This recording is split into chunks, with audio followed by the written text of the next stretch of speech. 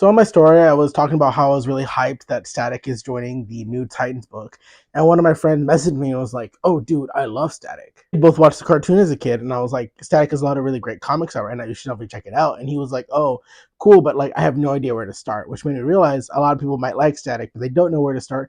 So this video is the ultimate where to get started reading Static video. Not a lot of people have comic book stores, and comics can be super expensive. So the cheapest and easiest thing to do is to get one of these DC compact books. They're about $9. They usually have like 6 to 8 issues, and they're kind of like a basic intro to characters or teams or whatever. Static Season 1, this recounts sort of one of the recent tales of Static when they relaunched Milestone back in I think 2020, 2021. This is where you start for sure. There's lots of great art. It's about the size of manga. Hold on, I have about the size of manga. So definitely this is the first thing you grab. Second thing you grab is that if you want to get into Milestone and you want a refresher on what their placement in the DC universe is, you're going to grab the Dakota Incident. The history of the DC universe they recently did, which is sort of like a restructuring and redetailing of how the DC universe works. Brand new history for a modern age.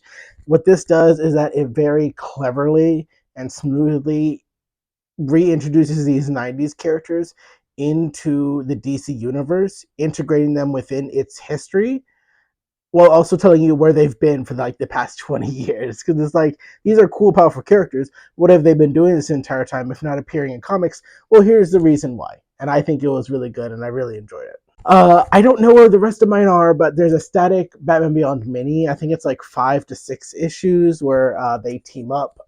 This is great not only if you want to see Static grown up, but also if you're a big fan of the Beyond universe, because there's a bunch of Batman Beyond characters. The Justice League. There's lots of interesting interaction between Terry and Virgil. Just fun stuff here. Slightly different camera angle. Don't worry about it. Now this is the expensive thing. Compendium. If you didn't know, Milestone Media was the group that created Static as well as many other heroes. It was a group formed in the 90s with a bunch of black creatives who wanted to bring black stories to the forefront of the comic space and publishing, as well as telling many other stories of underrepresented groups. It's managed to consist throughout the years. I bought this when it first came out. I had to like special order it at my comic book shop because they're like, this is thick and girthy. We're not going to order a lot of them.